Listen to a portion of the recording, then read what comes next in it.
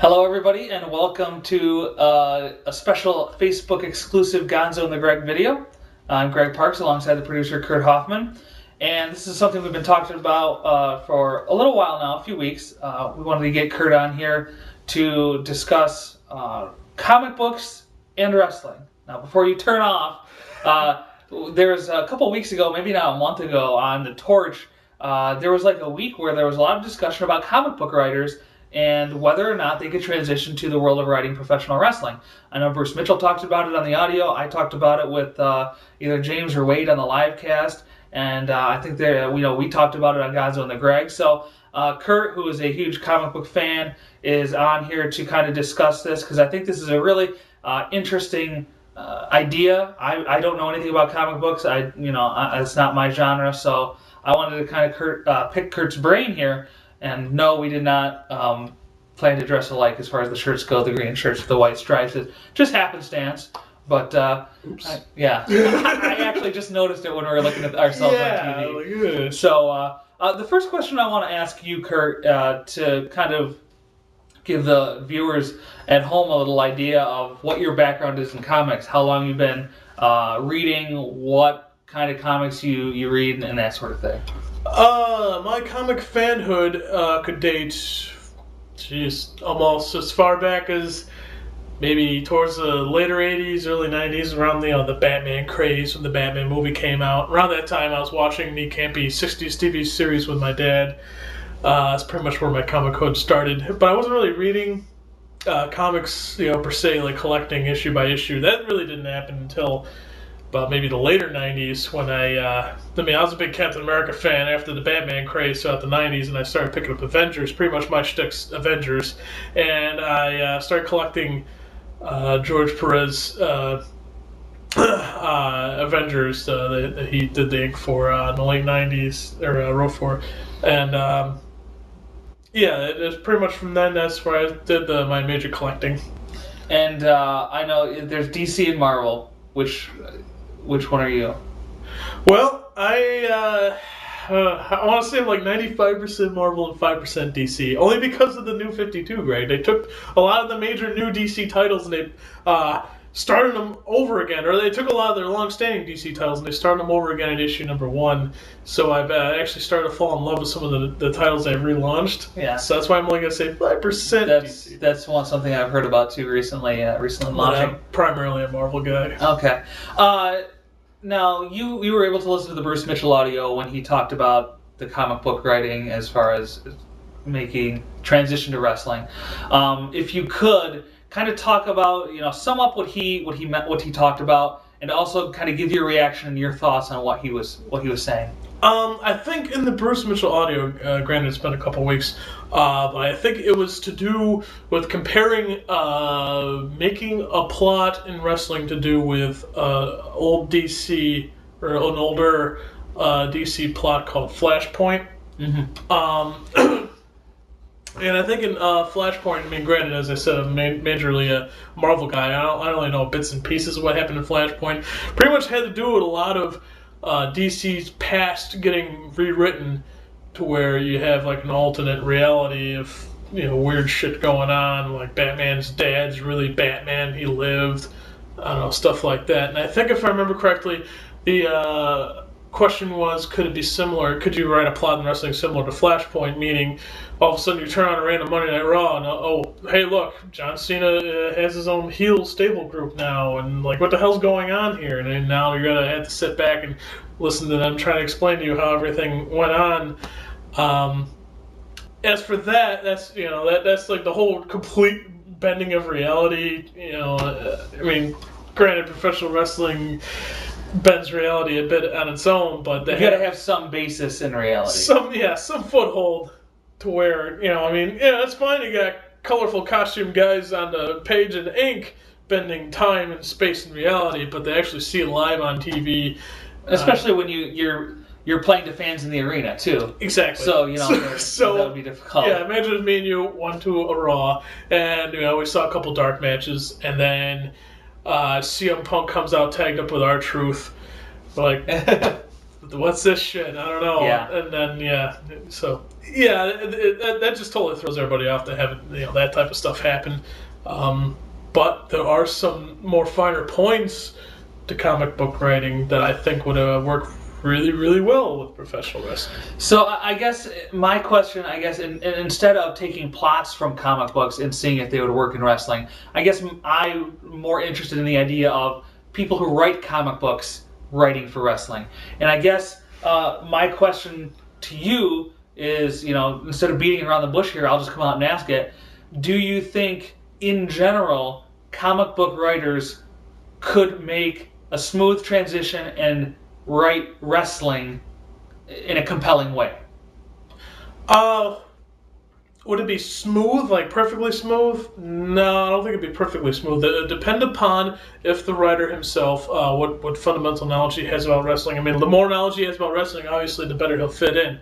But when it comes to the style of writing and the amount of writing, along with schedule for comics, I think it would be a pretty darn close, good fit for professional wrestling, where for scheduling purposes, they have to keep on the ball. They got to keep continuity going. They got to keep. And that's one of the major complaints of wrestling from fans you hear about is the continuity is not there, especially with the walkout angle and the Triple H's COO storyline.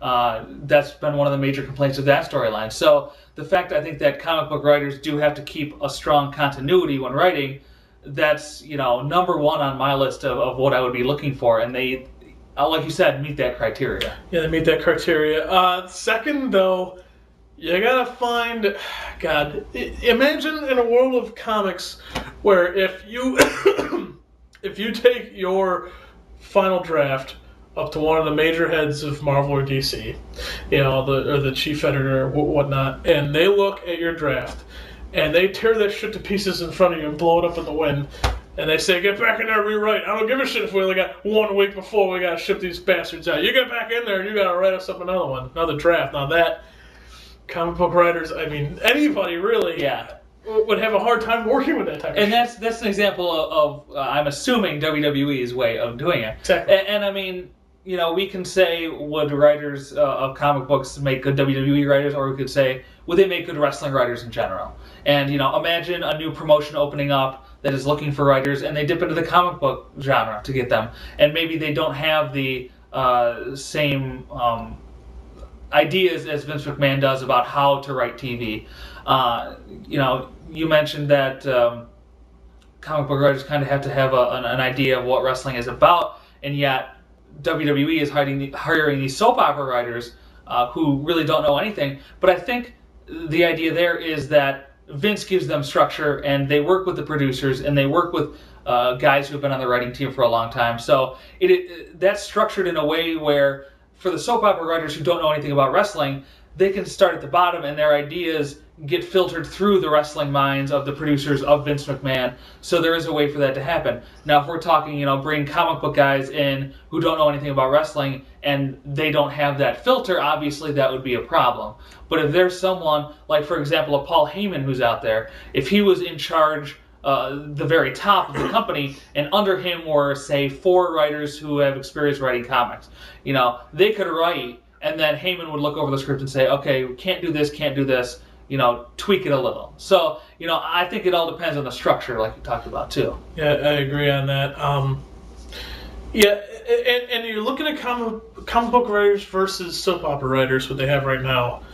I think comic book writers are more inclined to think more action-based than soap opera people who are probably thinking more drama-based. And that too is all dependent on what WWE is looking for. If WWE is looking for a product that is more story-based and dramatic-based, which is what we're seeing now, right, then they would attract those kind of writers. But if they're looking for action-based, you're right, it would make more sense for the comic book writers to come aboard. Right, but more importantly, though, I think comic book writers, like their mentality of the story pacing in the books, I think would work so much well for like a Monday Night Raw or SmackDown, especially when you get to the final page. Like anybody who's ever read any comic books, especially nowadays, when you get to the very last page, you have to flip to see the page, obviously, like the last page. But when you see it, it's usually a big splash page and it's the cliffhanger. Now they did a lot of that that mentality in wrestling. Make that last page like the last 10 seconds of broadcast. That last page is no different than sticking a copyright logo on the bottom left of that sucker. And having that mentality, cliffhangers are great in comics. Usually I get to the last page and I say, motherfucker, now I gotta wait another month. So, I mean, you talk about pacing, and along with that continuity, pacing is another issue that WWE has, and wrestling in general, because of the numbers of hours of TV they need to fill each week, pay-per-views every month. Pacing is really it's becoming a lost art, and that along with continuity, I think, are two big things that if I'm looking for a writer that I want. And again, the comic book writers kind of have that. But, Kurt, and you can answer this question, if I'm reading a comic, you said another month, is that how long the turnaround, is that how long it takes to get the next one in? Yes. Comics are 98% of the time monthly type basis. Do you see an issue coming up with writers who are used to writing their stories out monthly and having enough time in there? Do you see a problem with them having to write all of a sudden 2 hours of Raw, maybe 2 hours of SmackDown, a pay-per-view once a month? Or do you think, after a while they'll get used to that pacing and things will eventually they'll get the hang of it? And that is a very good question too. It would seem like that their schedule would be a lot more cumbersome in the wrestling world than it would be in the comic book world. Granted, though, a lot of writers, especially the really successful writers like Brian Michael Bendis, have multiple titles that they bounce back and forth on. So yeah, it depends upon. So would that be like? Sorry to interrupt. Would that be like someone writing a person writing Raw and the same person writing SmackDown? Kind of like the two universes there. In a way, yeah, in a way. Instead of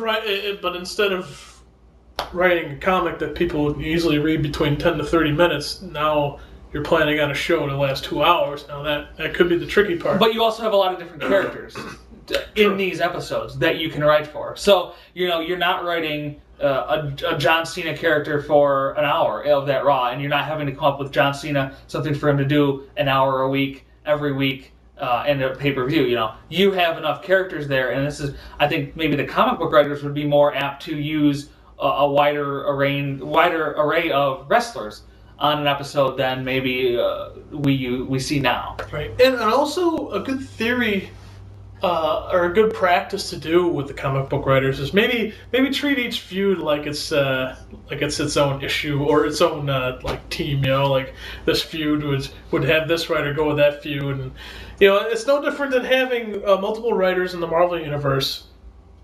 Like, let's say one guy's working on X-Men. Well, we'll pretend that X-Men's actually like John Cena, Alberto Del Rio. He's only writing for that feud. But at the same time, he has to still keep the continuity of all the rest of the feuds going on around them. So let's say if they tag up with each other, well, how would the X-Men tag up with the Avengers?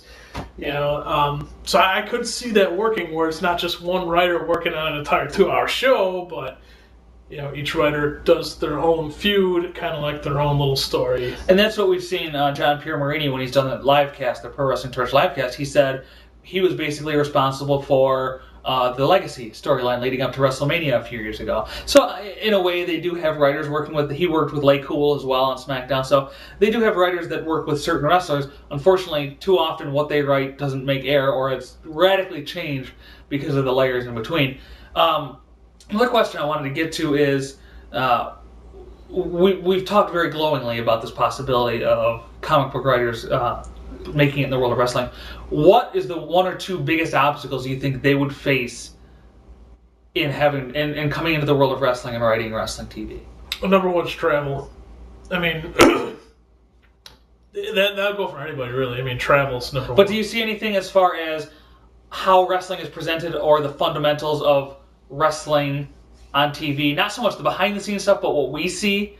Is there any major differences that you could see might trip someone up who's writing? Oh, I see. Like, the differences between wrestling and comics might prove difficult in writing. Right, I'm talking about literally the writing of what's going on. Right. Well, for one thing, wrestling could be seen, wrestling seems to be a bit more limited writing-wise compared to comics, because in comics you can have anybody do anything. Yeah, that's the obvious. That's the obvious. And in the wrestling world, you gotta confine it to just either the backstage or in the ring. Or if there's a large river or body of water, occasionally they'll go in there. Yes, occasionally they'll outside the arena. Insert town here street fight. Yes. But on top of that, I mean, there's just a lot more freedom you can do in the comic world than compared to wrestling, because wrestling, still trying to fasten it down to quasi-reality. Right. In the comics, you got reality bending, people coming back from the dead, time travel. The wrestling world, like, no. Paul Bearer has come back from the dead a few times, but other than that, But anyways. Anything else besides that, DC? I mean, as far as how wrestling is written? I mean, for continuity's sake, I mean, they're gonna have to know the knowledge of wrestling, right? How to build to. I mean, ideally, you'd like to see them be able to build a certain stipulation matches correctly, and that's where again, someone who's as experienced in wrestling to guide them as they're writing. You'd hate to see what happens in WWE where there's a pay-per-view with this stipulation, so no matter where these feuds are, they have to be fought under these rules. But like you said, especially back in the territory days when they would be able to build that up and lead up to, say, an I Quit match. And I don't know if the comic book writers would know what goes into the lead up to make an I Quit match special. Things like that. Right. So, the wrestling, that kind of stuff would be an issue. Is there anyone out there, this is my final question that I have, is there anyone out there writing comic books right now who you see specifically would be what you think would make a good wrestling writer based on what you've read of them? Right. Depends upon what style you want. I mean, my favorite writer is Brian Michael Bendis, and I would love to see him give it a shot just because I think the guy's a genius. Garth, I can't pronounce that. Ennis, E-N-N-I-S. Garth. That guy. He did a lot of writing for the Punisher Marvel Max series. If you want, but that's more like a darker tone style of wrestling. Like, if TNA wanted to have a more realistic approach, like even more dark, realistic approach. Oh, what's darker than someone threatening to kill another wrestler? That's true. But you put it in the hands of Garth, I think he would actually go through with it. And that would be something that would be unique for WWE if you had Raw and SmackDown separate brands and kept them separate and really gave each brand a different identity. And what you're talking about, if you have a darker brand than another, that would work. For a long time, SmackDown's been known as the wrestling brand, and Raw has been more the sports entertainment team brand. Oof. And I think that's kind of what we're getting at, is that if you brought these guys on and had specific ideas of ways to make these two brands separate. And real quick, like comic book writing, if you take Raw and DC, or SmackDown, you turn kind of into more of a Marvel and DC. That's a big deal on the rare occasion that these two universes somehow mix it up. Now, if you were to interpret that in the Raw versus SmackDown, the brand split would be so much better. And not so much that. I mean, it wouldn't take a comic book that. It would just take someone with common sense to say, hey, maybe we shouldn't be filling Raw with SmackDown guys every week because the brand split is meaningless after that. But I think we can both agree that to get the best use of these guys, if we were to say, best case scenario, comic book writers come into wrestling and do well, I think the structure that is set up right now in WWE would not work for someone like that's trying to get into it like that. I think the structure for WWE creative, for anyone to get into, is just a mess. But if you had, like I said, someone at the top or a couple guys, producers, agents, who could work with these writers and say, and kind of smarten them up to the business as they go along, I think that would go a long way into helping integrate them into the world of pro wrestling. So, Kurt, thanks for joining me today. Got this up, so about just under 20 minutes, I guess, is what we'll come in at. But I've been wanting to do this. We've been talking about it on Facebook. We wanted to get some more Facebook exclusive videos and content on here, so we'll be posting this. Obviously, you're watching it now, so it's been posted. So for Kurt, I'm Greg, and we'll see you this coming weekend for Gonzo and the Greg. Excelsior!